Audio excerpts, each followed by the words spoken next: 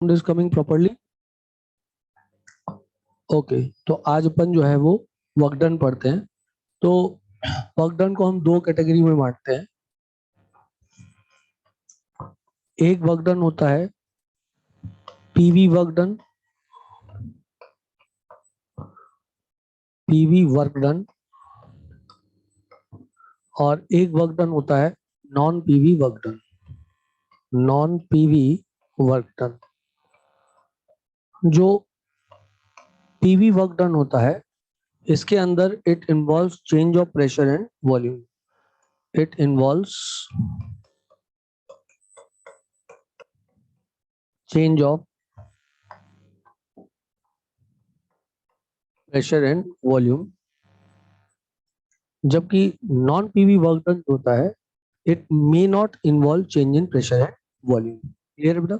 तो दो टाइप का वर्क डन है, एक वर्क डन हो गया पीवी और एक हो गया नॉन पीवी, है ना। इट इन्वॉल्व चेंज इन, एक चीज मैं यहाँ करेक्ट कर दूं थोड़ी सी, it involve change in volume, it involve change in volume, correct है। And non PV work done it does not,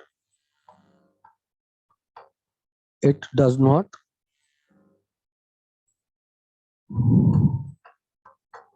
essentially involve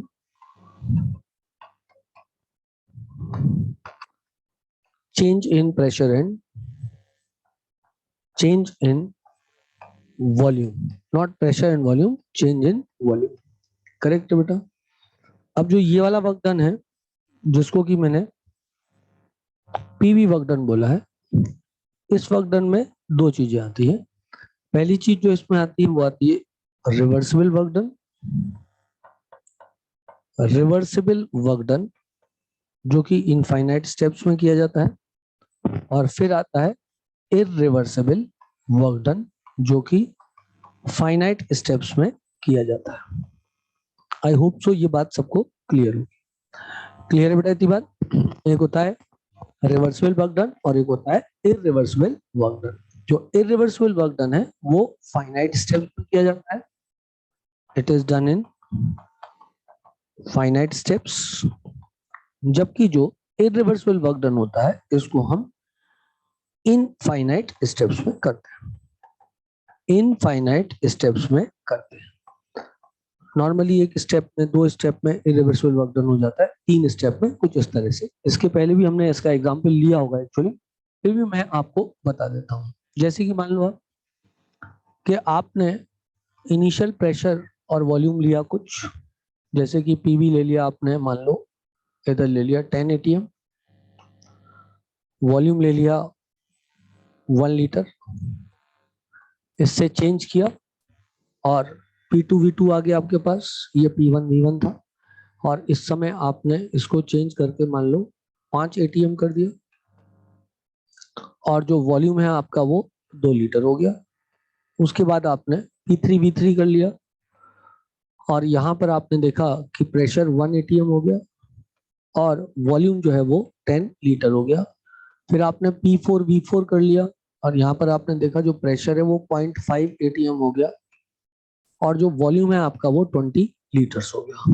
volume जो है वो 20 लीटर्स हो गया। तो इसका तो बेसिकली ये पहला स्टेप, दूसरा स्टेप, तीसरा स्टेप, मतलब 3 स्टेप में ये वर्क डन हुआ है। तो ये कैसा वर्क डन कहलाएगा? रिवर्सिबल के इररिवर्सिबल?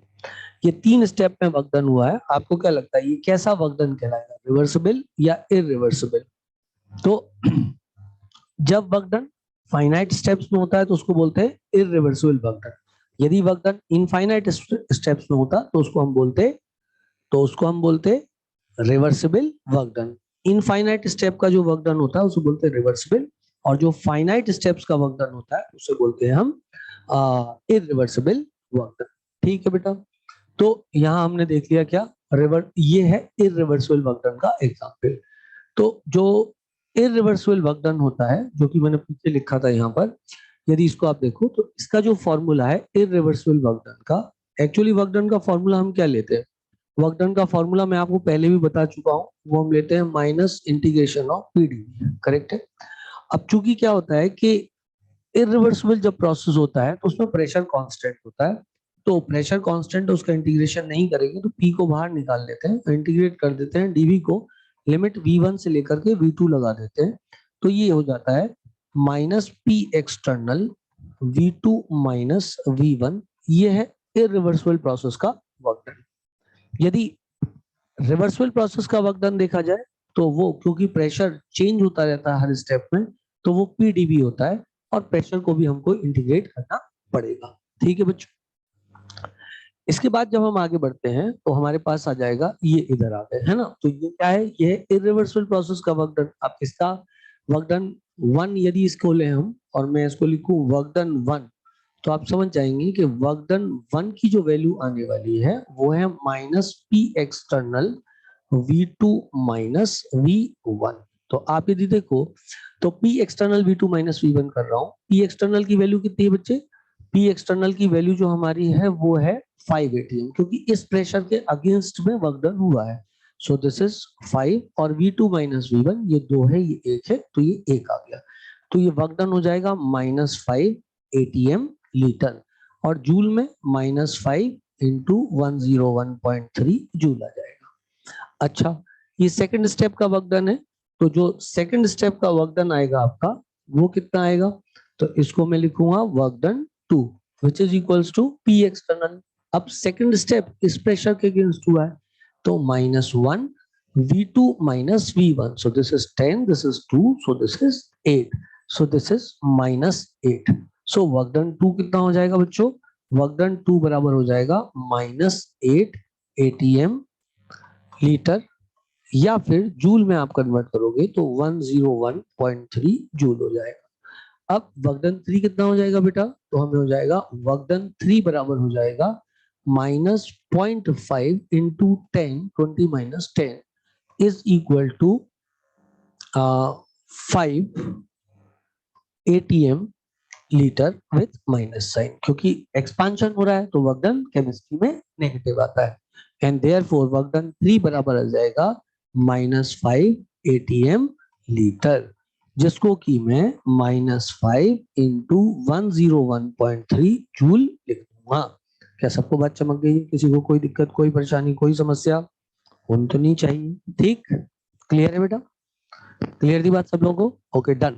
तो इतनी बात यदि आपको क्लियर है तो हम आगे बढ़ सकते हैं, इसके आगे और भी बात कर सकते हैं। इसी को मैं आपको थोड़ा ग्राफिकल फॉर्म में यदि दिखाऊं तो आप समझना बात को।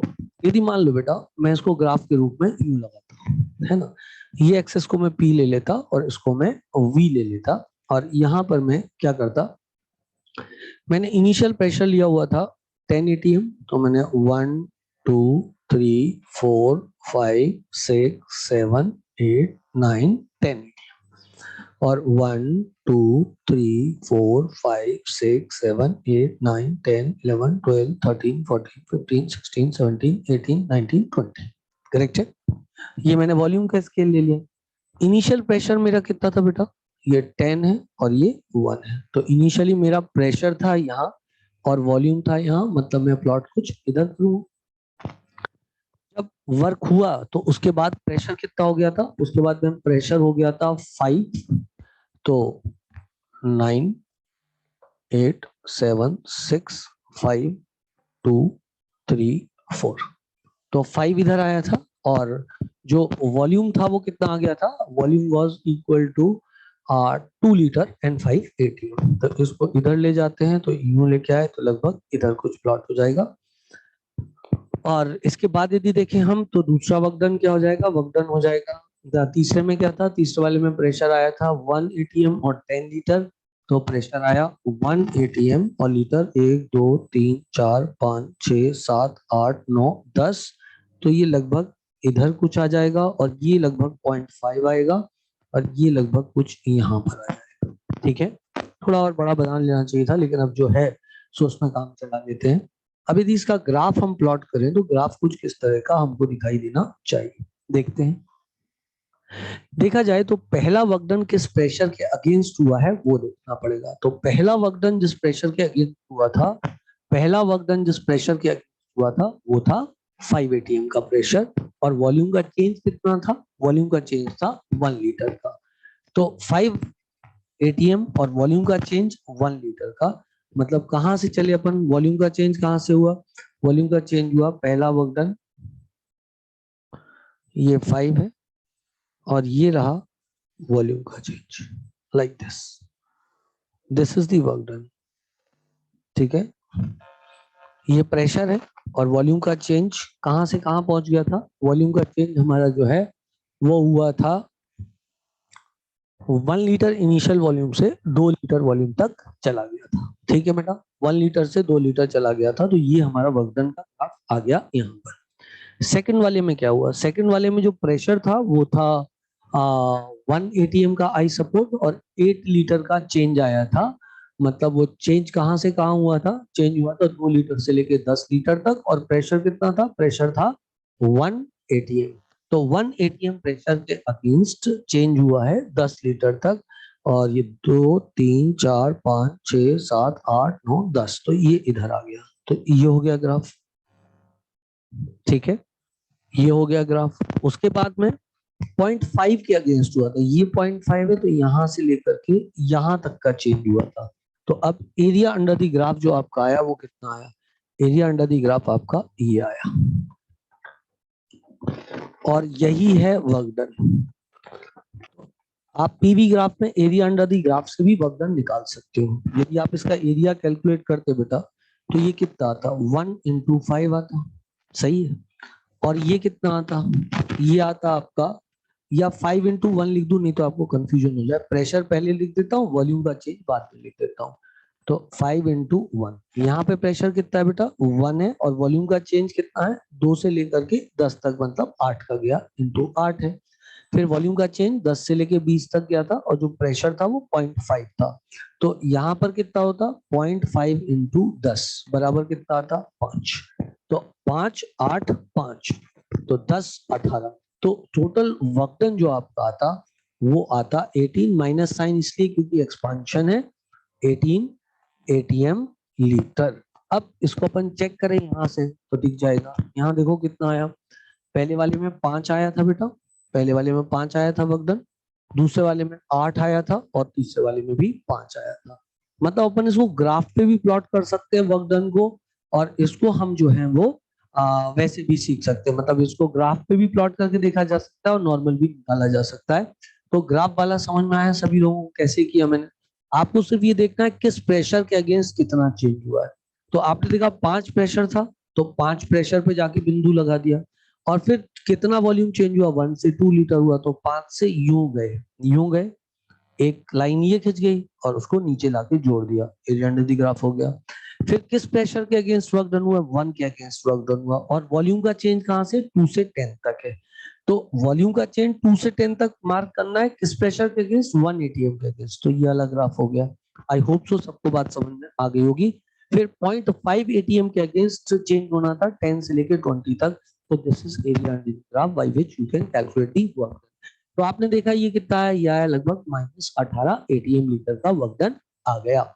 ये कौन सा प्रोसेस था बेटा, ये था, ये कौन सा प्रोसेस था, ये इरिवर्सिबल प्रोसेस है। क्यों, क्योंकि ये फाइनाइट स्टेप्स में वर्क डन हुआ है, क्योंकि ये फाइनाइट स्टेप्स में वर्क डन हुआ है, इसलिए इसको हम क्या बोलेंगे, इसको हम बोलेंगे इरिवर्सिबल प्रोसेस। ठीक, अब चलो, अब हम पढ़ते हैं रिवर्सिबल आइसोथर्मल प्रोसेस में क्या वर्क डन होगा। रिवर्सिबल आइसोथर्मल प्रोसेस का वर्क डन क्या होगा। तो चूंकि शब्द रिवर्सिबल लगा हुआ है तो दुनिया जानती है कि जब रिवर्सिबल शब्द लगाते हैं तो वर्क डन बराबर होता है माइनस इंटीग्रेशन ऑफ पीडीवी। अब चूंकि ये रिवर्सिबल प्रोसेस है तो प्रेशर पल पल बदलेगा, और चूंकि प्रेशर पल पल बदलेगा इसलिए मैं पी को इंटीग्रेट मुझे करना पड़ेगा। लेकिन पी को इंटीग्रेट कैसे करूं डीवी के रिस्पेक्ट में, तो मैं पी को कुछ चेंज करके वी के रिस्पेक्ट में ले आता हूं। सो आपको पता है ये होता है एनआरटी बाई वी, क्योंकि तुमको पता है पीवी इज इक्वल्स टू क्या होता है, एनआरटी। सो चूंकि PV is equals to NRT होता है तो पी बराबर क्या होगा, एनआरटी बाई वी होगा, तो तुमने एनआरटी बाई वी कर दिया बेटा। अब और यहाँ पर डीवी ऑफ कोर्स, ठीक।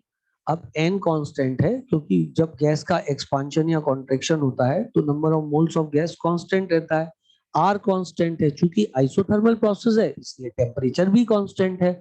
तो एनआरटी को मैंने बाहर निकाल लिया, तो माइनस एनआरटी बाहर आ गया, और इंटीग्रेशन करूंगा डीवी बाई वी का, लिमिट लगाऊंगा V1 से लेकर के V2 तक। अच्छा, क्या दुनिया इस बात को जानती है और समझती है कि क्या दुनिया इस बात को जानती है और समझती है कि dx बाई एक्स का इंटीग्रेशन जो होता है वो ln x होता है। तो dv बाई v का कितना हो जाएगा बेटा? क्या dv बाई v का इंटीग्रेशन ln v हो जाएगा बच्चों? तो बिल्कुल ln v हो जाएगा। तो वर्क डन बराबर में क्या लिखूंगा? Minus N R T ln v, and limit कहां से कहां तक है? v1 से लेके v2 तक है। तो बस फॉर्मूला आ गया, minus N R T L N V two by V one. Actually L N V two minus V one होता, तो m माइनस एन log m minus log n log m by n होता है। तो ये आसानी के साथ आ जाता हमारा। अब हम क्या करेंगे, इसको उठा करके वर्क डन लिख देंगे, -2.303 N R T, -2.303 N R T log base 10 v2 by v1। बस इससे हमारा वर्क डन आसानी से कैलकुलेट हो सकता है। क्या चमका सबको? क्या सबको चमका? कोई दिक्कत, कोई परेशानी, कोई समस्या नहीं होनी चाहिए, एकदम सिंपल सिंपल लिटिल स्टार। ठीक है बेटा, तो ये वाला वर्क डन आ जाएगा। अच्छा, इसको जब आप ग्राफ पे प्लॉट करोगे बच्चों, तो ये ग्राफ पे कैसे प्लॉट होता है वो भी मैं आपको बताता हूँ। देखो, इसका ग्राफ जब आप बनाओगे तो इसका ग्राफ कुछ ऐसा बनेगा। क्योंकि देखो आप क्या करते हो, जैसे मान लो आप ना मल्टीपल स्टेप में कोई वर्क डन कर रहे हो, मतलब बहुत सारे स्टेप्स में, 1 2 3 4 5 6 7 8 9 10, ठीक। और इधर भी आपने लगा 1 2 3 4 5 6 7 8 9 10, करेक्ट। और आपने क्या किया, हर बार मार्क किया, एक चेंज प्रेशर का, एक चेंज वॉल्यूम का, एक चेंज प्रेशर का, एक चेंज वॉल्यूम का, एक चेंज प्रेशर का, एक चेंज वॉल्यूम का, फिर प्रेशर इधर से इधर आया, वॉल्यूम इधर से, फिर इधर से इधर आया, फिर इधर से इधर आया, इधर आया, इधर आ गया, फिर इधर से इधर इधर आ गया, फिर इधर से इधर आ गया। समझ रहे हो बात को? फिर कहीं इधर आ गया। तो ये हो क्या रहा है एक्चुअली? एक्चुअल सेंस में तुम देखो, तुम्हें ये देखना पड़ता है किस प्रेशर के अगेंस्ट वॉल्यूम का कितना चेंज हुआ है। तो यदि इसका तुम एरिया बनाते ग्राफ का, तो इसका एरिया बहुत मजेदार आता बेटा। इस प्रेशर के अगेंस्ट चेंज हुआ है, और वॉल्यूम कहां से कहां चेंज हुआ है? वॉल्यूम चेंज हुआ है यहां से लेकर के यहां तक। इस प्रेशर के अगेंस्ट चेंज हुआ है, वॉल्यूम कहां से कहां चेंज हुआ? यहां तक। इस प्रेशर के अगेंस्ट चेंज हुआ है, वॉल्यूम यहां तक।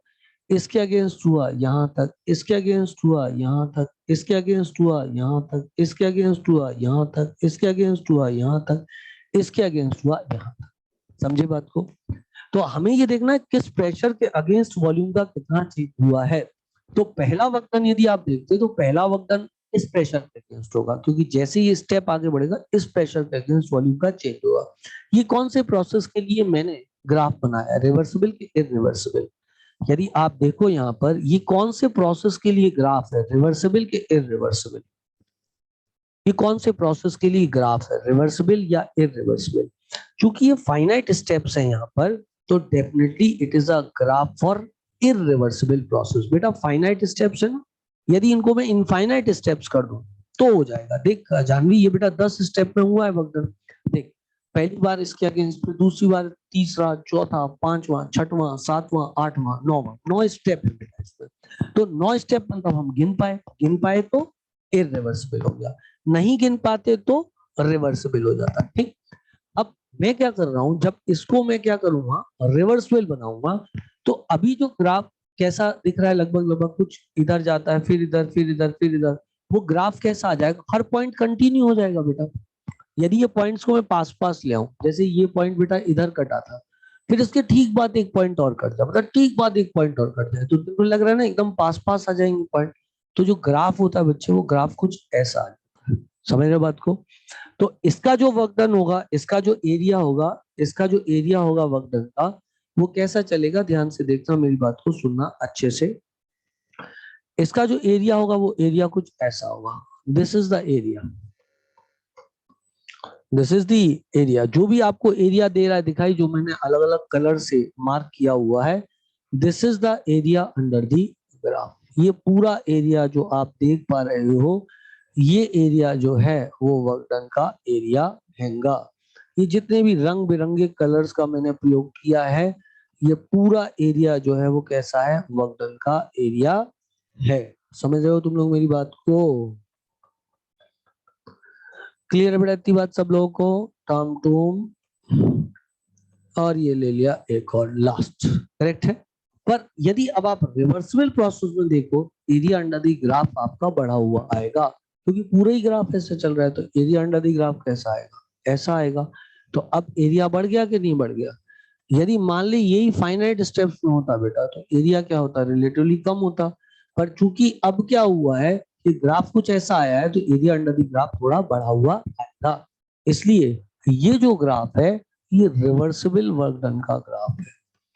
ये रिवर्सिबल वर्क डन का ग्राफ है। जबकि ये ग्राफ जो है, क्योंकि इसमें फाइनाइट स्टेप्स हैं, तो ये इरिवर्सिबल वर्क डन का ग्राफ है। करेक्ट है बेटा? आई होप सो सब लोगों को बात समझ में आ गई होगी। इस ग्राफ को मैं आपके दिमाग पे और ज्यादा क्लियर कर सकता हूँ यदि आप बोलो तो, ये ग्राफ ऐसा क्यों आया है। देखो, कायदे की बात ये है कि मैं हाइपोथेटिकली ऐसा बना सकता हूँ। जैसे देखूं मैं कि चेंज हुआ, ये मैंने यूं लिया और यूं लिया, और मैंने लगाया कि चेंज इधर से इधर हुआ। और मैंने क्या बोल दिया, मैंने बोला कि भैया जब चेंज हुआ तो इस प्रेशर के अगेंस्ट, इस प्रेशर के अगेंस्ट चेंज हुआ। पहला पहला इसके अगेंस्ट, दूसरा इसके अगेंस्ट, तीसरा इस प्रेशर के, चौथा इसके, पांचवा इसके। ये लो और पास पास कर देते हैं, और पास पास और पास पास, और ऐसे करते करते मैं इसको पास पास ले गया। करेक्ट है बात? ये अलग अलग प्रेशर है जिसके अगेंस्ट में चेंज हुआ है। तो पहला चेंज बच्चे इस प्रेशर के अगेंस्ट हुआ, इस प्रेशर के अगेंस्ट चेंज हुआ है, और इधर से इधर आया है, तो इस प्रेशर के अगेंस्ट चेंज यहाँ से यहाँ हुआ है, और वॉल्यूम का चेंज ये है। ऊपर से नहीं लाएंगे, क्योंकि जिस प्रेशर के अगेंस्ट चेंज होता है बट हॉरिजॉन्टल लाइन उससे लगाते हैं, और कितने वॉल्यूम का चेंज हुआ है उतनी हॉरिजॉन्टल लाइन, उतने वॉल्यूम को यू मार्क करते हैं। तुम्हें नहीं आया? कोई बच्चा ये कर सकता तो उसको ऊपर की ओर ले जाता। नहीं नहीं, ऐसा नहीं करना, इधर से ग्राफ नहीं लाना। जिस प्रेशर के अगेंस्ट चेंज हुआ है ना, उसको यू मार्क करना है आपको, यू, हॉरिजॉन्टल। और फिर जितने वॉल्यूम का चेंज हुआ है उतनी पट्टी बना देनी। जैसे सेकंड चेंज जिस प्रेशर के अगेंस्ट हुआ है, तो प्रेशर से हॉरिजॉन्टल लाइन मार्क करो, और जो वॉल्यूम का चेंज हुआ है वो यू मार्क करो। फिर इस प्रेशर के अगेंस्ट चेंज हुआ है तो यू मार्क करो। फिर इस प्रेशर के अगेंस्ट चेंज हुआ है तो यू मार्क करो। इसके अगेंस्ट इतने वॉल्यूम का चेंज, इसके अगेंस्ट इतने वॉल्यूम का चेंज, इसके अगेंस्ट इतने वॉल्यूम का, इसके अगेंस्ट इतने वॉल्यूम का, इसके अगेंस्ट इतना, इसके अगेंस्ट इतना, इसके अगेंस्ट इतना, इसके अगेंस्ट इतना, इसके अगेंस्ट इतना, इसके अगेंस्ट इतना, इसके अगेंस्ट इतना। क्या तुमको चमका? अब यदि मैं इसका वर्क डन बनाता आपके लिए, तो मैं कैसे बनाता? मैं यूं मार्क कर देता, मैं बोलता ये रहा भाई वर्क डन जो है, जो ये आपको दिखाई दे रहा है, इससे मार्क। और कोई भी होशियार बच्चा जो मुझे बताना चाहे कि ये कौन सा प्रोसेस है जो फिलहाल बोर्ड पे बना हुआ है, ये कोई रिवर्सिबल प्रोसेस के लिए वर्क डन दिखाया है मैंने, या इरिवर्सिबल प्रोसेस के लिए वर्क डन दिखाया है यहाँ पर? क्या कोई मैंने यहाँ पर रिवर्सिबल प्रोसेस का वर्क डन दिखाया है, या मैंने यहाँ पर इरिवर्सिबल प्रोसेस का वर्क डन दिखाया है? ये आपको मुझे बताना है। तब तक मैं ये इतने सारे सांप केचुए बना लूं, और उसके बाद में आपको मुझे बताना है कि मैंने किस प्रोसेस के लिए वर्क डन बताया है। क्या कोई बता सकता है किस प्रोसेस का वर्क डन? शाबाश बेटा, ये इरिवर्सिबल प्रोसेस का वर्क डन, क्योंकि यहाँ पे फाइनाइट नंबर ऑफ स्टेप्स है। ये यदि रिवर्सिबल का होता तो आपको ये छोटे छोटे जो गैप दिखाई दे रहे हैं यहाँ पे, ये भी भर गए होते। क्योंकि अब मैं इसको और नजदीक ले जाऊं बेटा, इसको और नजदीक ले जाऊं, तो एरिया अंडर द ग्राफ और बढ़ जाएगा। जैसे जैसे मैं पॉइंट्स को नजदीक ले जाऊंगा, एरिया अंडर द ग्राफ बढ़ता जाएगा। देखो ये तुम्हें दिखाई दे रहा है ऐसा। यदि मान लो यही वाला ग्राफ मैंने इतने स्टेप में ना कवर करके बच्चों, इसको लेस स्टेप में कवर किया होता है, 1 स्टेप, 2 स्टेप और 3 स्टेप में कवर करता, तो क्या हुआ, इस प्रेशर के अगेंस्ट वॉल्यूम का चेंज इधर से इधर हुआ, ये आता है एरिया अंडर द ग्राफ। इस प्रेशर के अगेंस्ट इधर से इधर हुआ, इस प्रेशर के अगेंस्ट इधर से इधर हुआ। तो एरिया कौन सा बड़ा है, पहला वाला कि दूसरा वाला? पहला वाला एरिया आपको बड़ा दे रहा है ना बेटा, दिखाई। पहला वाला एरिया आपको बड़ा दे रहा है, दिखाई। तो जैसे जैसे स्टेप्स बढ़ते हैं एक्सपांशन में वर्क डन उतना ही ज्यादा बढ़ता जाता है, जबकि कॉन्ट्रैक्शन में इसका उल्टा होता है बच्चों, कॉन्ट्रैक्शन में इसका उल्टा होता है, जबकि एक्सपांशन में वर्क डन बढ़ता है जैसे जैसे स्टेप्स बढ़ते हैं। यदि इन्हीं स्टेप्स को बहुत ही ज्यादा छोटा कर दिया जाए तो फिर ग्राफ कैसा हो जाएगा, तो फिर ग्राफ बिल्कुल ऐसा हो जाएगा और एरिया अंडर दी जो ग्राफ होगा वही होगा वर्क डन। तो इसमें बेटा जो ये वाला वर्क डन है, ये वाला वर्क डन क्या है, work done for irreversible process, यह है work done for irreversible process, और ये वाला भी है work done for irreversible process, और ये है work done of reversible process. I hope so मैं आपको बात समझा पाया और सभी लोग ये एक्सपांशन के केस के ग्राफ्स समझ गए वर्क। ठीक है बेटा, अब मैं यही चीज आपको जो है कॉन्ट्रैक्शन में बताता हूं और उसके ग्राफ्स में भी अपन चलते हैं। देखो, यदि मानो बेटा मैं इसी चीज को कॉन्ट्रैक्शन में ले चलूं तो कॉन्ट्रैक्शन में क्या होगा, कॉन्ट्रैक्शन में यदि वर्क डन देखा जाए तो वर्क डन कब ज्यादा होता है, अभी तुमने लास्ट क्वेश्चन में जो देखा था वर्क डन, उसमें यह है कि एक्सपांशन जब होता है, ड्यूरिंग एक्सपांशन यदि मैं बात करूं, during expansion work done is maximum in, work done is maximum in reversible process, in reversible process. ठीक है बेटा, एक्सपांशन में वर्क डन मैक्सिमम होता है किसमें, रिवर्सिबल प्रोसेस में, जबकि ड्यूरिंग कॉन्ट्रैक्शन या during compression work done is minimum in reversible process, work done is minimum in reversible process. मैं ग्राफ के थ्रू प्रूव भी करता हूँ, लॉजिक से भी प्रूव कर सकते हैं, लेकिन मतलब एक चीज से प्रूव हो जाए बहुत है, काय के लिए समय खराब करो। मान लो अब कंप्रेशन हो रहा है बेटा, अब मान लो तुम इधर से इधर गए, एक्चुअली ये जो ग्राफ बनाया हुआ है ये तो कभी ग्राफ आए ही नहीं है, जब आप जैसे कि आपने लास्ट क्वेश्चन में मैंने ये बनाया था, तो इसमें ये व्हाइट वाली जो लाइन यूं आ रही है ना, ये मैंने अपने मन के लिए बना ली है, एक्चुअली लाइन है ही नहीं, नहीं आया, एक्चुअली लाइन कहीं है ही नहीं, जैसे ये पीली रेखा जो है ना ये बनाई है मैंने, ये है ही नहीं, क्योंकि बेटा मैंने तो वेरिएबल नापे ही नहीं ना इतने सारे कि मैं ऐसा ग्राफ बना दूं, मैंने तो इतने वेरिएबल नापे ही नहीं कि ऐसा ग्राफ बना दूं, मैंने तो सिर्फ एक वेरिएबल इस पे, एक वेरिएबल इस पे, एक वेरिएबल इस पे नापा है, तो एक्चुअल ग्राफ तो वो है जो कि आपको कैसा दिखाई दे रहा है, ये वाला दिखाई दे रहा है, एक्चुअली ये है ग्राफ। वो जो पीला रंग का बना हुआ है वो तो ग्राफ में आएगी नहीं, क्योंकि वो वेरिएबल ही नहीं नापे ना, वो ग्राफ सिर्फ तब आएगा, वो जो पीला वाला यू आ रहा है, जब प्रोसेस रिवर्सिबल होगा, है ना। लेकिन कंपेयर कराने के लिए मैंने वैसा आपको बना करके दिया था। आई होप तो सब बच्चों को बात समझ में आ गई होगी। जब मैंने वेरिएबल नापे ही नहीं तो ग्राफ कैसे प्लॉट करता, मैंने तो सिर्फ 3 स्टेप नापे, तो 3 ही स्टेप के वेरिएबल्स तो मेरे को पता है, फाइनाइट स्टेप के तो वेरिएबल पता ही नहीं है, तो वो जो पीला वाला ऊपर से नीचे आ रहा है वो एब्सोल्युटली फर्जी है, वो कुछ नहीं। अब चलो कॉम्प्रेशन पे चलते हैं। तो यदि मैं कॉम्प्रेशन की बात करूं, अब मैं यूं जा रहा हूं बेटा कॉम्प्रेशन में, करेक्ट है। अब मान लो एक ही स्टेप पे, मान लो मैं एक ही स्टेप में गया तो एरिया अंडर दी ग्राफ क्या आएगा समझ में। क्या मैंने आपको बताया कि अब आप कहां से कहां चल रहे हो, अब आप P1 V1 से, ये P2 V2 है बच्चों, तो मैंने आपसे बोला था जिस प्रेशर के अगेंस्ट चलो उस प्रेशर से हॉरिजॉन्टल लाइन मार दो, जिस प्रेशर के अगेंस्ट चलो उस प्रेशर से हॉरिजॉन्टल लाइन मार दो। अब आप किस प्रेशर के अगेंस्ट चल रहे हो जल्दी मेरे को बताओ, अब आप किस प्रेशर के अगेंस्ट चल रहे हो जल्दी मेरे को बताओ, P1 के अगेंस्ट के P2 के अगेंस्ट, अब आप किसके अगेंस्ट चल रहे हो, P1 के अगेंस्ट चल रहे हो कि P2 के अगेंस्ट चल, बोलो बोलो बोलो बोलो बोलो बोलो, कोई तो बोलो।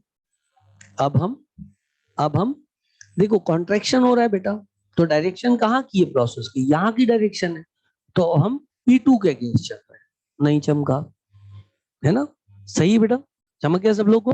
अब हम P2 के अगेंस्ट चल रहे हैं क्योंकि प्रोसेस तो ऐसा जा रहा है, देखो एरो कहाँ मार के P2 के अगेंस्ट चल रहे हैं, तो P2 से पकड़ के, P2 प्रेशर ये है यहाँ पर, तो इससे पकड़ के एक हॉरिजॉन्टल लाइन बना दो। और वॉल्यूम का चेंज कितना हुआ है बेटा, मान लो इधर तक हुआ है, मान लो इधर तक हुआ है, तो वॉल्यूम का चेंज ये हो गया इधर से लेके इधर तक, तो एरिया अंडर दी ग्राफ क्या आएगा बेटा, अब देखा जाए तो एरिया अंडर द ग्राफ, जो ग्राफ के अंदर एरिया रहा वो होगा, और वो तो इतना बड़ा एरिया है, नहीं आया। वो तो इतना बड़ा एरिया है, बोलो आया कि नहीं आया? ये आ गया एरिया अंडर दी ग्राफ। अब सोचो नेक्स्ट बात करें, तो अब यूं आ जाएगा, ठीक है। अब मान लो तुम यही रिवर्सिबल प्रोसेस के थ्रू आए, तो रिवर्सिबल प्रोसेस में जो हरी रेखा दिखाई दे रही है असली है, क्योंकि आपने हर स्टेप के वेरिएबल नापे हैं।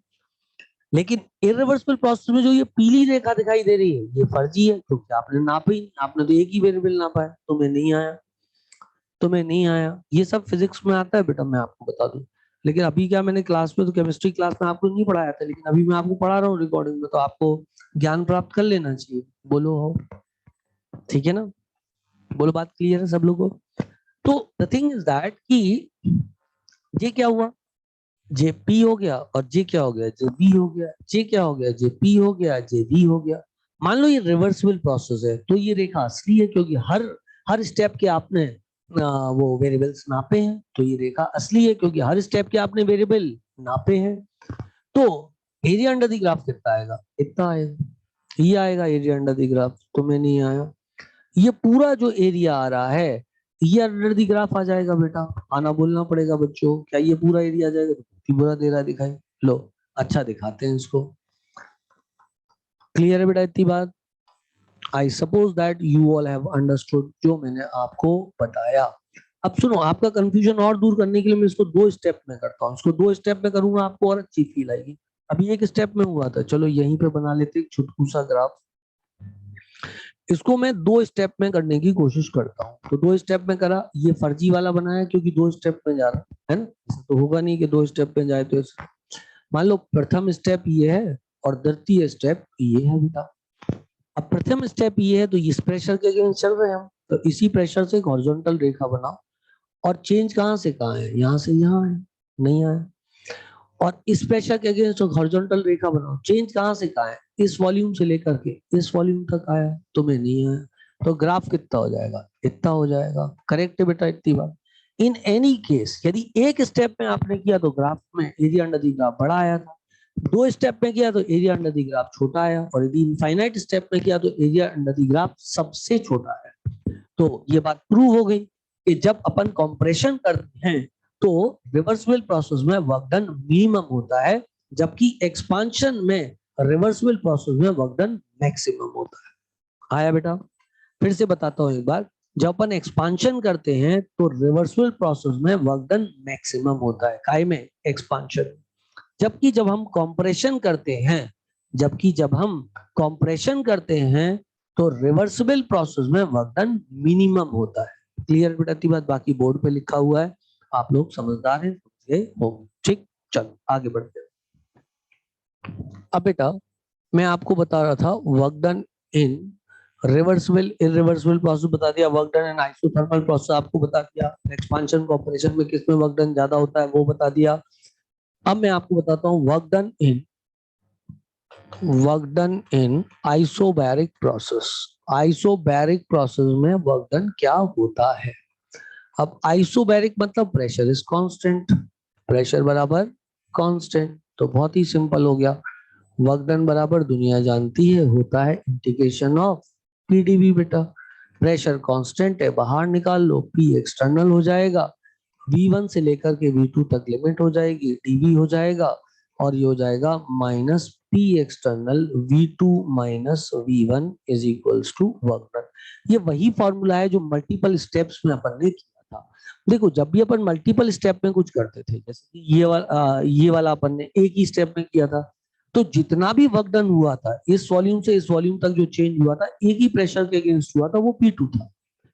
इस वाले में यदि मान लो तुमने इसको P1 V1 मान लिया था, यहाँ पर जिस भी जगह पर आप थे आपने उसको P1 V1 मान लिया था, ये आपका P2 V2 था, ये आपका P3 V3 था।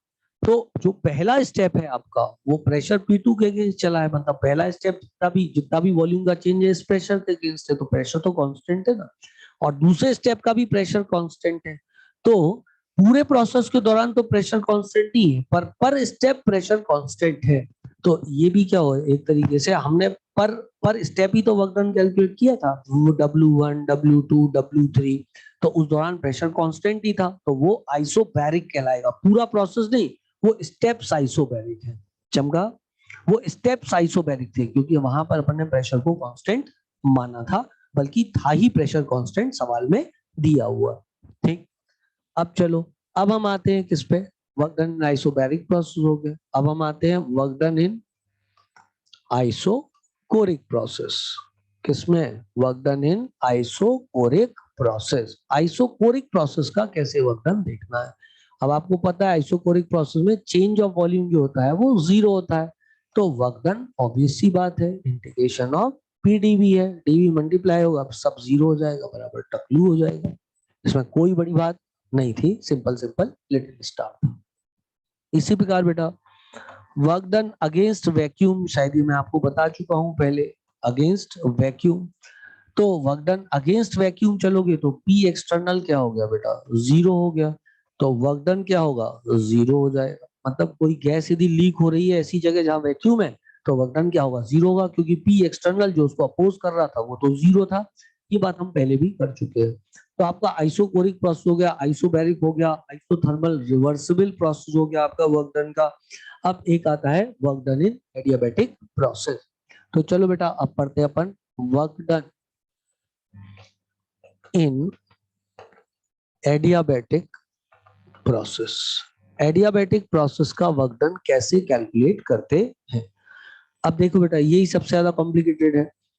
आप तो पता है by first law of thermodynamics, delta U is equals to Q plus W for adiabatic process, for adiabatic process Q बराबर 0, therefore delta U बराबर W।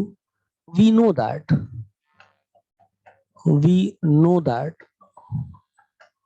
डेल्टा U बराबर होता है NCV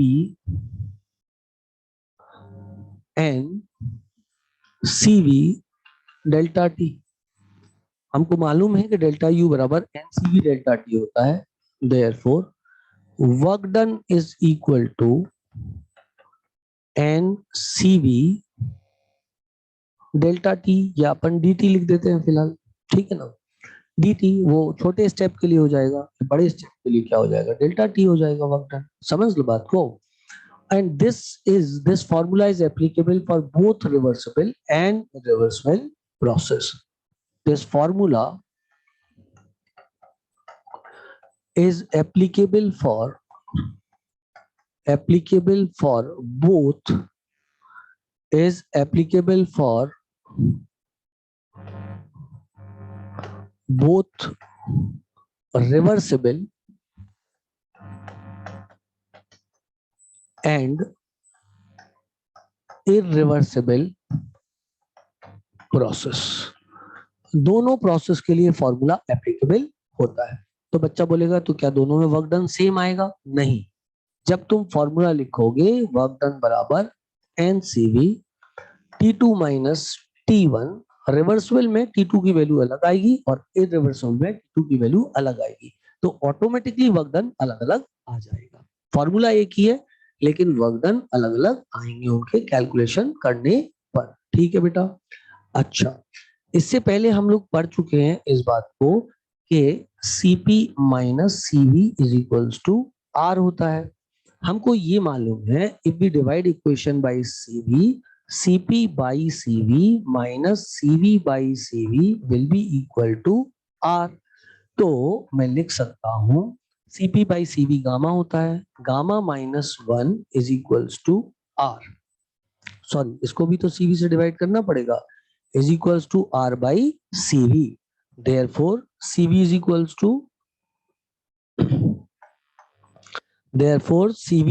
to R upon gamma minus 1।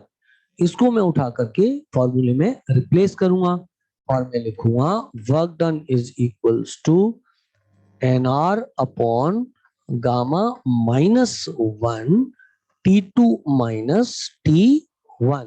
This is work done in adiabatic process।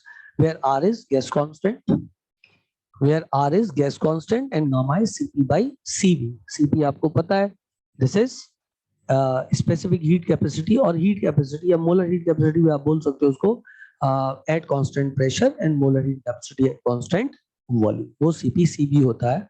अब उसका formula भी है कुछ, लेकिन मैं आपको अब थोड़ी देर में वो फॉर्मूला कैलकुलेट करवाएंगे Cp Cv का, अभी उसकी जरूरत नहीं है आपको। थोड़ी देर में गामा की वैल्यू कैलकुलेट करना सिखाऊंगा, Cp Cv की वैल्यूज कैलकुलेट करने के बाद में तो फिर अपन उस एरिया पे चलेंगे। अभी तो हम क्या पढ़ रहे हैं, work done in adiabatic process, correct beta? Now how to calculate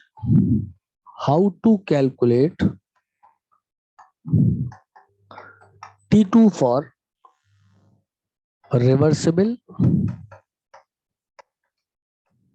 process, how to calculate T2 for reversible process। तब तक आप इसको नोट कर लो, फिर मैं T2 for reversible process आपको कैलकुलेट करना सिखाता हूं, और अपन बहुत तेजी के साथ आगे बढ़ते हुए उसको भी सीख जाएंगे।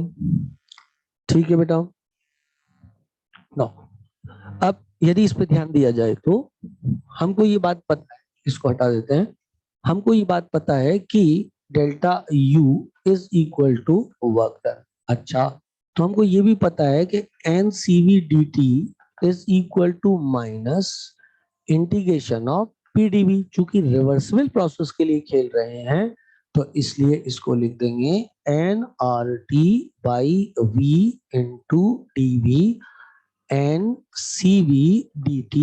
क्या मैं यहाँ पर लिख सकता हूँ NCV को बाहर निकाल के integration of dt by t, इस t को उठा के यहाँ से यहाँ ले आते हैं, इज इक्वल टू माइनस, इसको भी बाहर निकाल लेते हैं, किसको, n r को, और इधर कर देता हूँ dB बाई v, लिमिट लगा देते हैं v1 से v2 तक, लिमिट लगा देते हैं t1 से लेके t2 तक। किसी को कोई दिक्कत कोई परेशानी नहीं होनी चाहिए। अच्छा, हमको ये भी मालूम है कि ये होता है nr अपॉन गामा माइनस 1, क्योंकि आपको पता है CV r upon gamma minus 1 है, थोड़ी देर पहले कैलकुलेट किया था।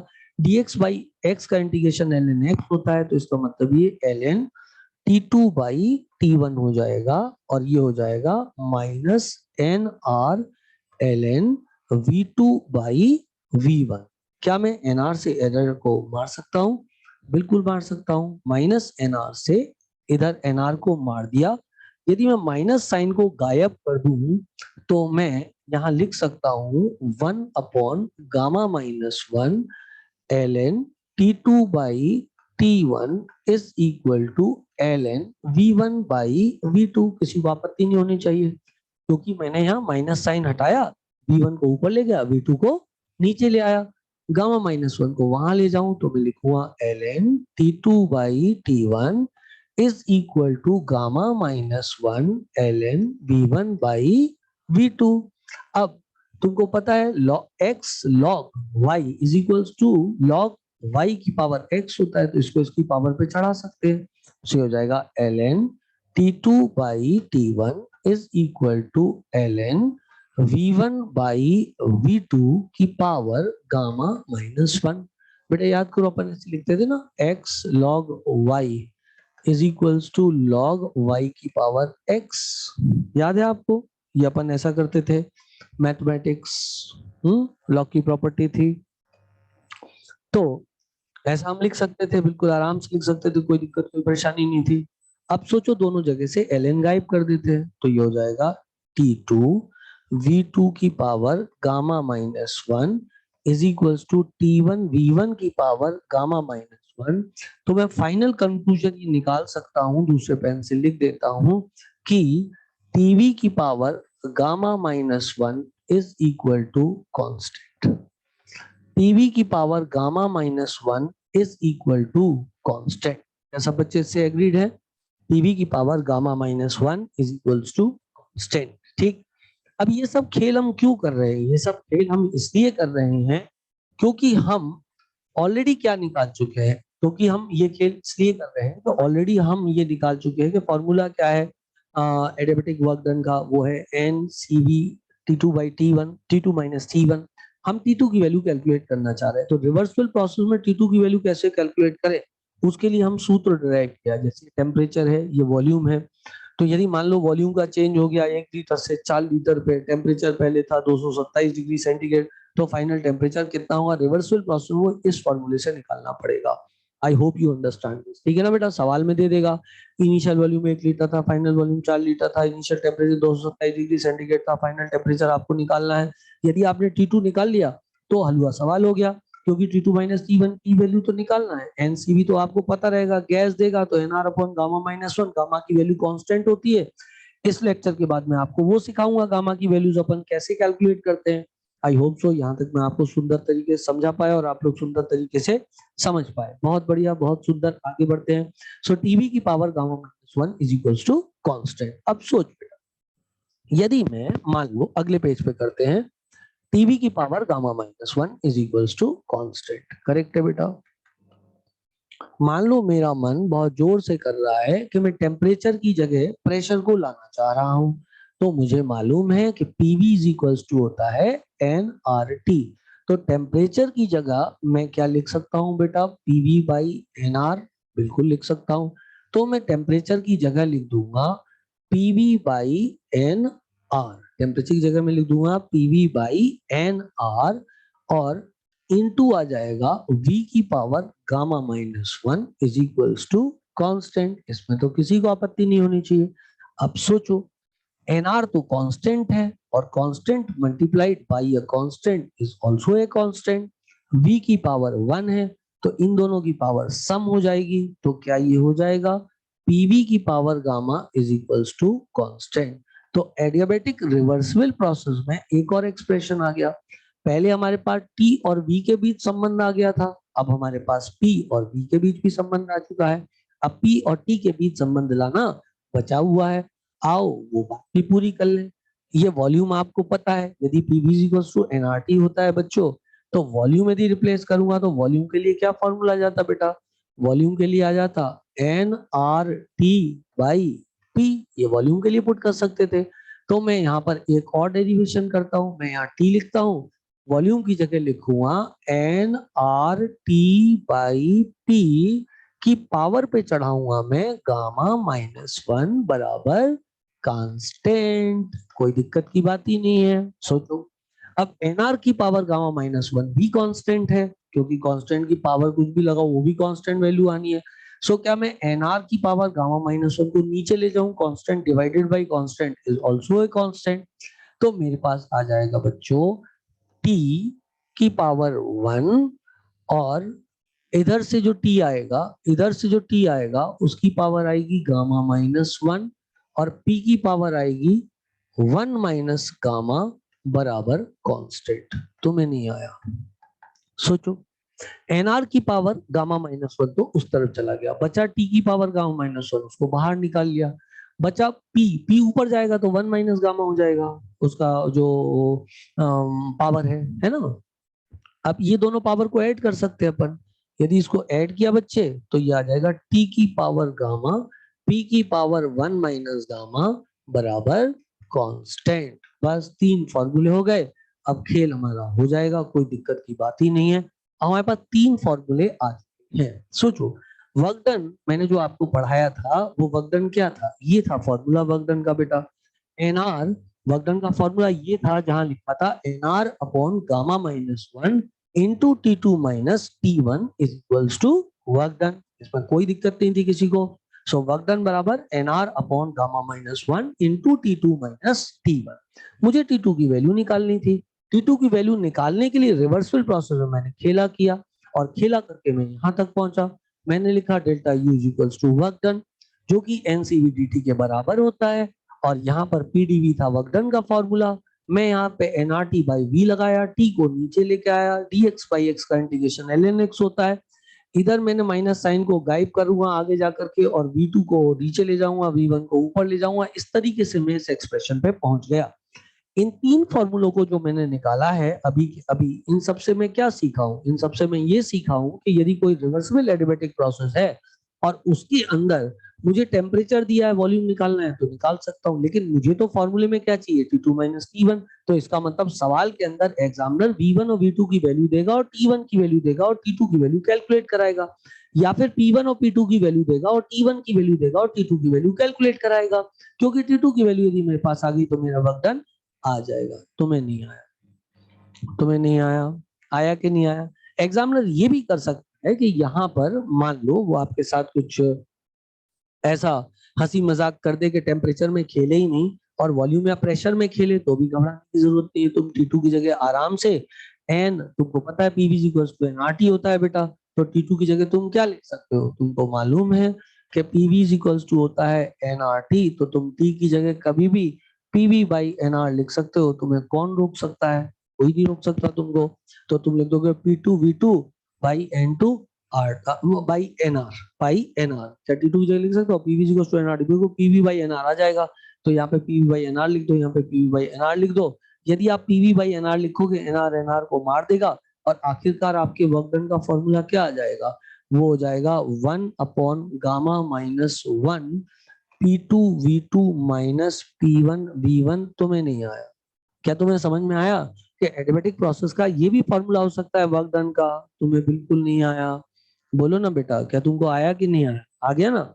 मैं चाहूं तो ये T2 को इससे भी तो रिप्लेस करता हूँ, P2V2 माइनस P1V1। अब एडिमेटिक रिवर्सिबल प्रोसेस में जैसे एग्जामिनर खेलना चाहता है वैसा खेल ले, कुछ नहीं बिगाड़ सकता। फॉर्मूला पता है, फॉर्मूला पता है, इसमें से वो वेरिएबल देगा, 3 वेरिएबल देगा, एक वेरिएबल कैलकुलेट करना पड़ेगा।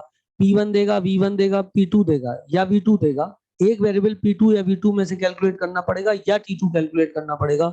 क्या हमारे बच्चे कैलकुलेट कर सकते हैं? उसको कैलकुलेट करने के लिए हमारे बच्चों के पास हथियार है, और वो हथियार ये है, ये 3 सूत्रों का हथियार हमारे पास तैयार है। पीवी की power gamma is equal to constant and TV की power gamma -1 is equal to constant, T की पावर गामा, पी की power 1 minus gamma is equal to constant. क्या हमारे होशियार बच्चे इस बात को कर लेंगे? कोई दिक्कत, कोई परेशानी तो नहीं आएगी? बिल्कुल कर लेंगे। शाबाश शाबाश शाबाश। ठीक, चलो अब सुनो। ये तो कहानी किसकी थी? ये पूरी कहानी सिर्फ और सिर्फ मैंने जो आपको बताई है रिवर्सिबल प्रोसेस के लिए बताई। अभी एक प्रोसेस तो बच ही गया, और वो कौन सा है? इरिवर्सिबल प्रोसेस में किस तरीके से डील करना है।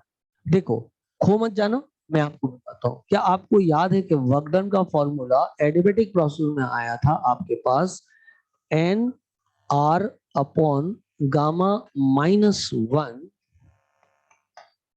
T2 minus T1? क्या यही फॉर्मूला आया था आपके पास? क्या यही फॉर्मूला आया था आपके पास? बिल्कुल आया था। अब आपको यही फॉर्मूला था रिवर्सिबल के लिए और यही फॉर्मूला था इरिवर्सिबल के लिए। यदि मान लो अब मैं इरिवर्सिबल प्रोसेस की बात कर रहा हूँ, किस प्रोसेस की बात कर रहा हूँ बच्चों?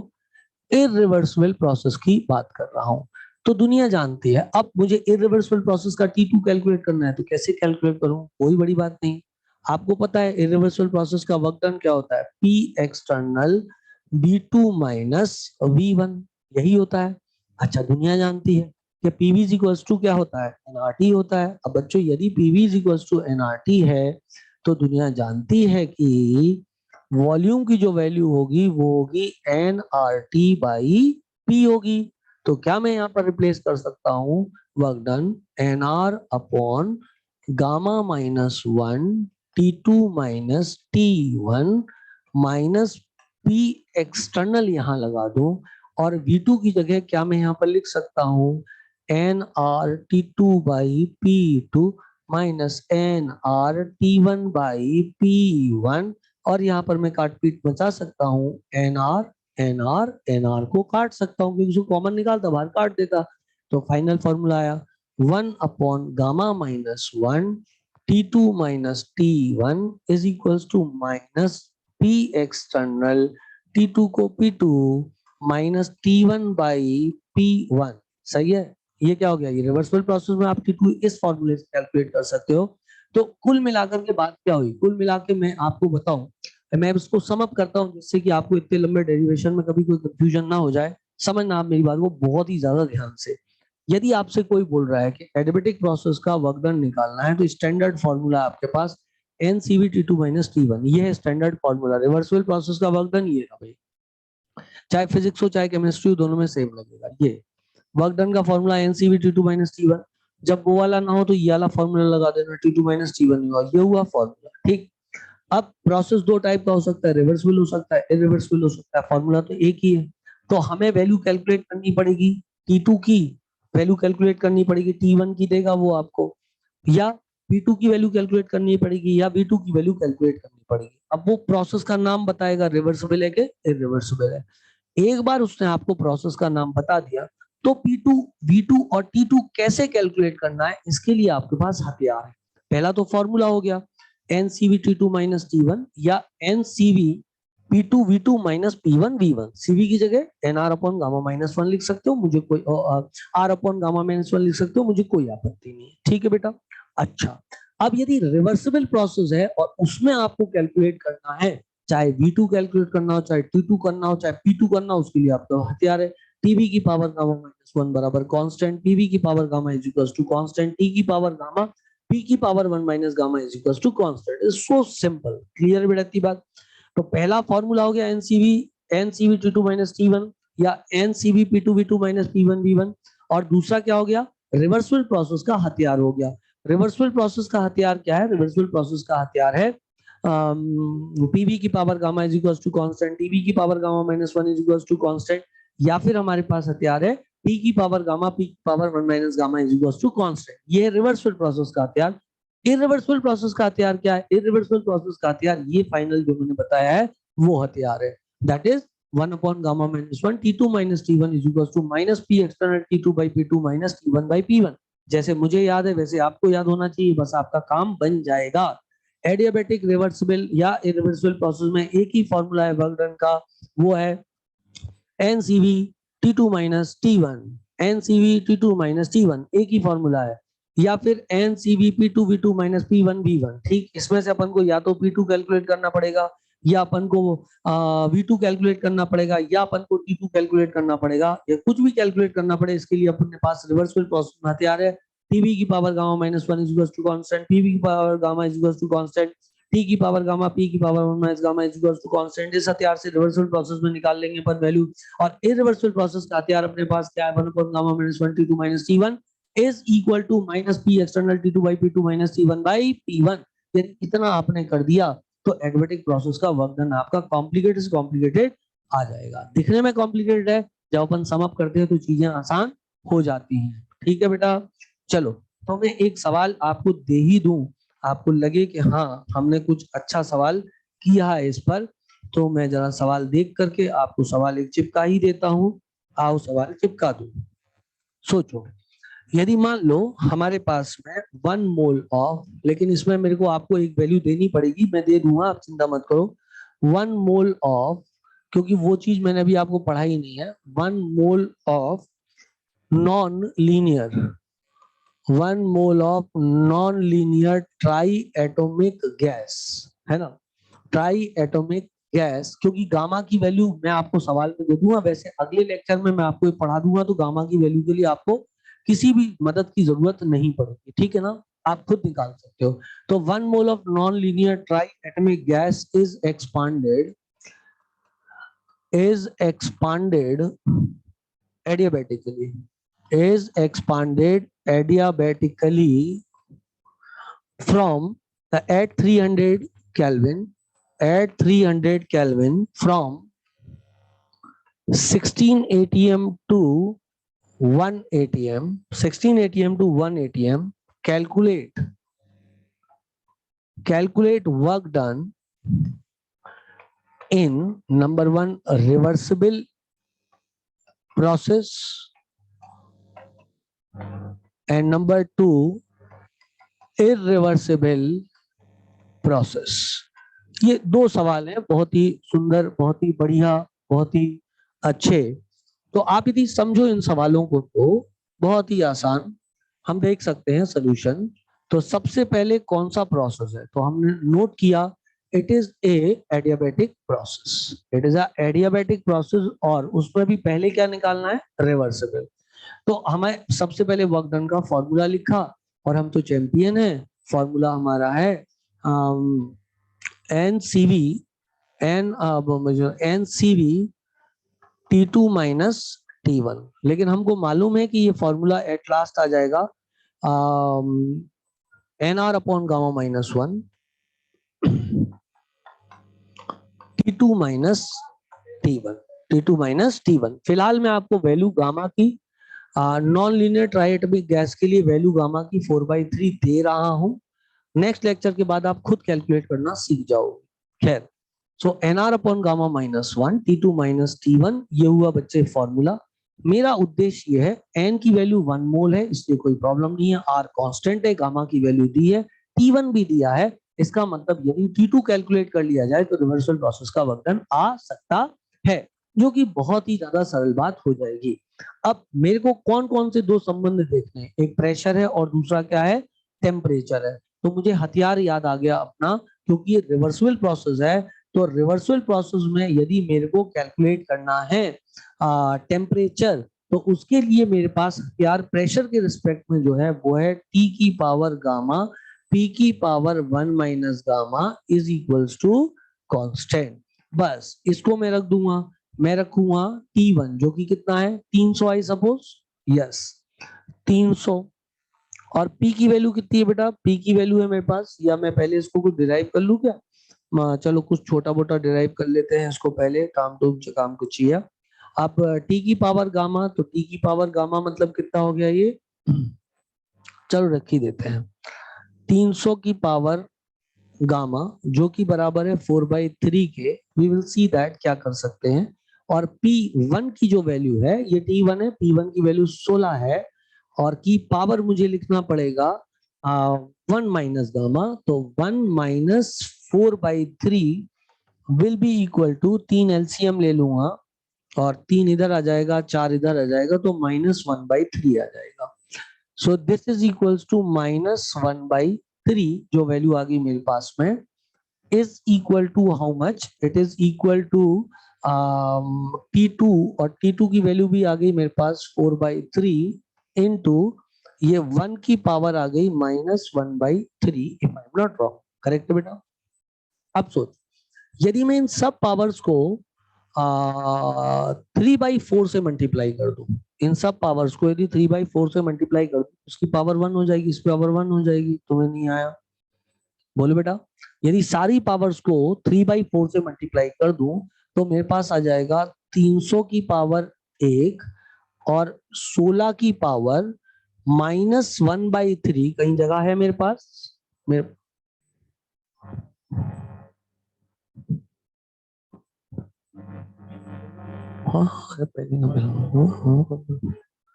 ठीक, 300 की पावर बने 16 की पावर, तो ये कितना हो जाएगा, ये हो जाएगा बेटा विशु, हाँ -1/3 इंटू 3/4, 3 ने मारा 3 को, तो -1/4 हो गया बेटा, इज इक्वल टू T2 की पावर -1/4 इंटू, क्या मैंने कुछ गलत कर दिया, हाँ मैंने गलत कर दिया, T2 की पावर तो थी ही नहीं, हाँ हाँ हाँ, T2 की पावर तो थी ही नहीं, T2 की पावर ही तो गायब करी थी बेटा, है ना, T2 की पावर तो 1 आ गई थी, मतलब थी लेकिन 1 थी। और फिर 1 की पावर में कितनी लिखता बच्चे, -1/4। तो क्या मैं यहाँ पर ला सकता हूँ 300 इंटू 16 प्रेशर है और 1 प्रेशर है की पावर -1/4 ला सकता हूँ, इज इक्वल्स टू क्या हो जाएगा T2। अब माइनस पावर को यदि मैं प्लस पावर करना चाहता हूँ, 16 को नीचे ले जाऊं, किसी को कोई दिक्कत नहीं होनी चाहिए। बहुत बढ़िया, बहुत शाबाश, बहुत मजा आया। तो ये कितना आ गया, ये आ गया 300 और इंटू 16, वो कचरे हो गए, 1/16 की power 1/4 is equals to T2। तो ये 2 आ जाएगा, तो T2 की वैल्यू कितनी आ जाएगी, 150 केल्विन आ जाएगी। आया कि नहीं आया, बस अब सवाल हलवा हो गया।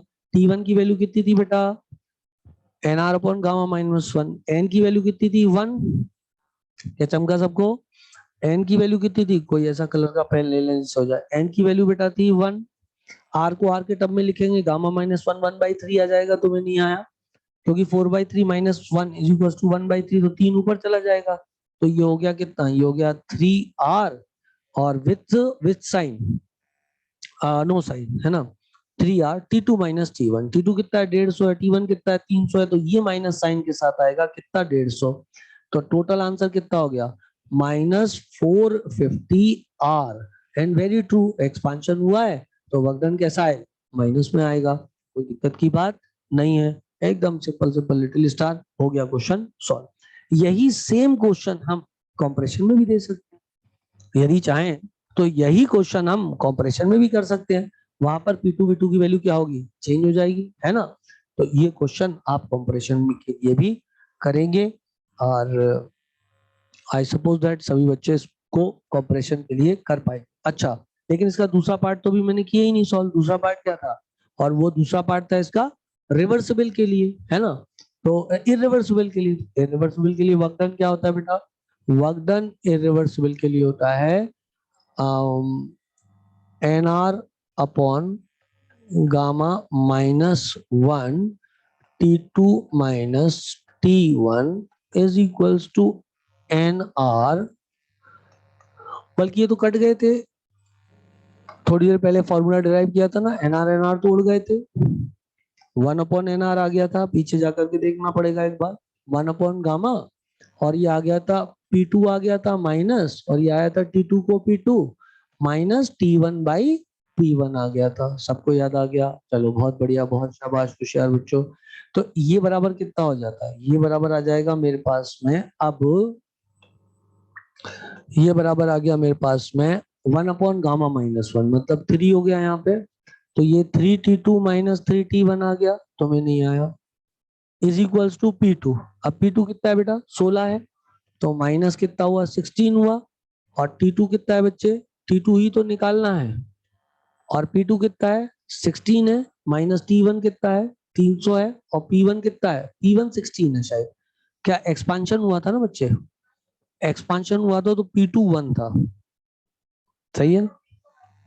P2 1 है, वो गलती हुई है, P2 1 है, तो इधर भी P2 1 करना पड़ेगा, इधर भी P2 1 करना पड़ेगा। सो यहाँ पर P2 1 कर दिया, इधर P2 1 कर दिया, और ये कितना हो गया, 16 हो गया, करेक्ट है।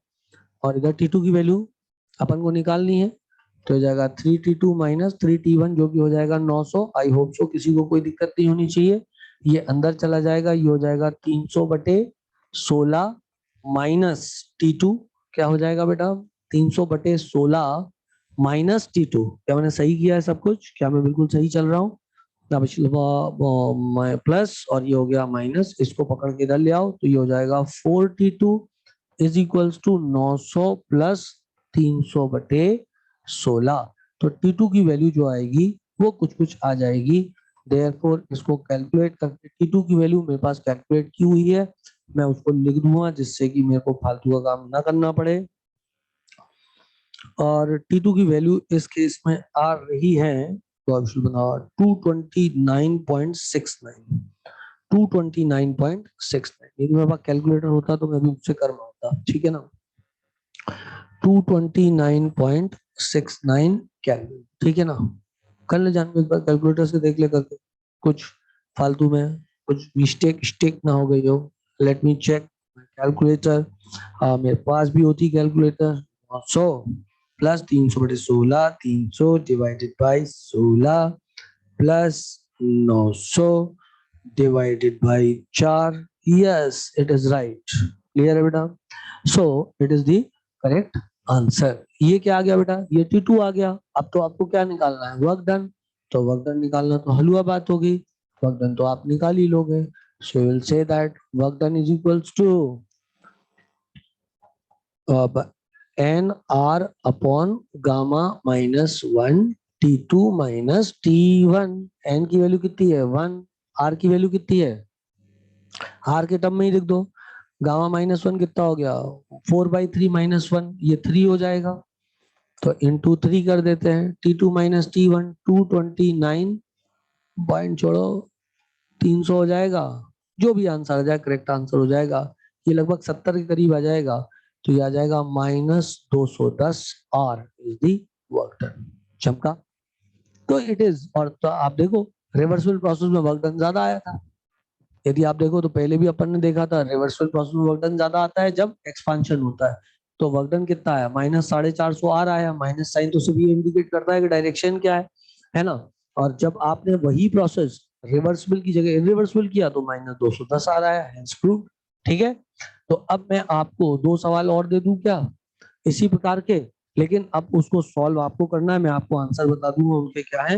एकदम एग्जैक्ट मेथड द्वारा सवाल सॉल्व होगा। बस अंतर ये है कि अब P1 जो और T1 जो है और जो P2 और T2 है वो देखना है। P1 जो है वो है 1 ATM, T1 है 300 केल्विन, राइट, और ये है 16 ATM।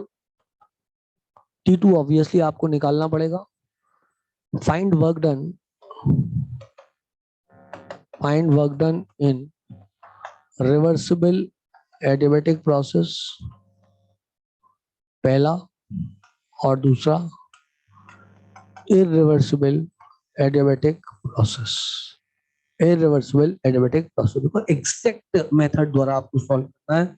सिर्फ अंतर क्या आने वाला है आपको पता है, यहाँ कंप्रेशन है, तो आप एक बात को समझ लो, यहाँ पर यहाँ जो आंसर आने वाला है वो आपको खुद कैलकुलेट करना है। मैं आपको उत्तर बता रहा हूँ। तो पहले वाले में मतलब रिवर्सिबल प्रोसेस का जो वर्क डन आएगा, अच्छा बताओ रिवर्सिबल के ज्यादा आएगा कि इरिवर्सिबल का ज्यादा आएगा? तो जब हम क्या करते हैं कंप्रेशन करते हैं तो इरिवर्सिबल का वर्क डन ज्यादा आता है। तो रिवर्सिबल का वर्क डन बेटा आ रहा है 900 आर, ठीक है। T2 आ रहा है इसमें 600 केल्विन। आपको चेक कर लेना है कि आपका सही आया कि नहीं आया। नहीं आया मतलब आपके मेथड में कोई ना कोई गलती है। दूसरा कौन सा है? दूसरा है इरिवर्सिबल। इरिवर्सिबल में जो वर्क डन है वो है 3375 आर, और जो इसमें T2 आया है वो आया है 1425 केल्विन। सेम मेथड के द्वारा करना है। चूंकि मैं चाहता था कि आप थोड़ा प्रैक्टिस कर लो, इसके लिए मैंने आपको ये अपना सवाल दिया है। क्लियर है बेटा इतनी बात? क्या हो जाएगा? चलो बहुत बढ़िया, बहुत सुंदर, बहुत मजा आया। अब इतने सारे सवाल अपन ने वर्क डन के अभी कर लिए हैं, और भी सवाल हम वर्क डन के कर सकते हैं solve. Let me check that और क्या क्या सवाल अभी अपन इसके सॉल्व कर सकते हैं वर्क डन के। ठीक है, वर्क डन तो हमारा ये लगभग लगभग कंप्लीट ही हो गया है। ओके, ठीक है। तो ये एडियाबैटिक वर्क डन भी हो गया और सारे टाइप के वर्क डन हो गए। उनके सवाल भी मैंने आपको सिंपल सिंपल लिटिल स्टार सारे के सारे करवा दिए हैं, है ना।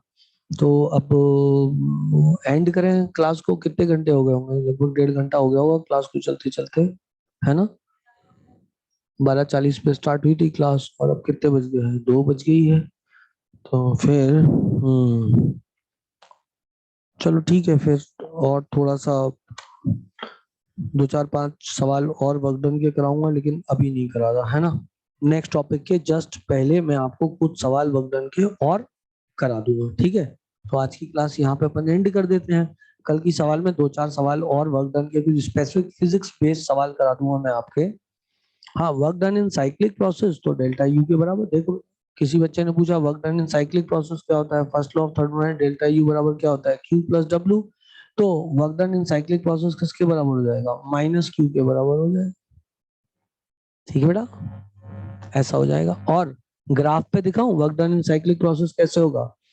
एरिया अंडर दी ग्राफ आएगा। जैसे कि मान लो तुम इसी साइक्लिक प्रोसेस में यहाँ से चले, यूं गए और यूं वापस आ गए, तो जो साइक्लिक प्रोसेस का वर्क डन आएगा वो कितना आएगा? इतना आएगा। चमका? जो भी एरिया इसका रहा हो, समझ बात को, वो हो जाएगा वर्क डन इन साइक्लिक प्रोसेस। ठीक, अब क्लियर है बेटा इतनी बात? अब इसका एरिया आपसे कैलकुलेट अभी तो नहीं हो पाएगा, लेकिन यदि परफेक्ट सर्किल होता तो आप एरिया उसका कैलकुलेट कर लेते, ठीक है ना। ऐसे करके आप एरिया उसका कैलकुलेट कर सकते थे। और भी आपके पास तरीका होता है एरिया कैलकुलेट करने का। पाई आर स्क्वायर होता है, तो आप आर स्क्वायर न करके क्या करते हो, दो चीजें कर लेते हो ना, R2 माइनस R1, है ना। ऐसे करके करते हो ना वर्क डन, वो भी आता है फिजिक्स में। हाँ, जैसे ऐसा गोला बना देता है ना वो, तो फिर अपने पास में ये P हो जाता है, ये V हो जाता है। तो अपन क्या करते हैं, इनके डायमेंशंस ले लेते हैं और लेकर के यूं लगा देते हैं, यूं लगा देते हैं, यूं लगा देते हैं, यूं लगा देते हैं। समझ रहे हो बात को? और फिर अपन डायमेंशन ले लेते हैं R2 माइनस R1, और एक मतलब इस तरीके से फिर अपन वर्क डन को कैलकुलेट कर लेंगे उसमें, ठीक है ना। फिजिक्स में अपन करते हैं इस तरीके से। सो आई सपोज दैट कि यहाँ पे अपन उसको कर सकते हैं, और नेक्स्ट लेक्चर फिर चालू करेंगे, ठीक है बच्चा। चलो bye bye, see you, bye bye.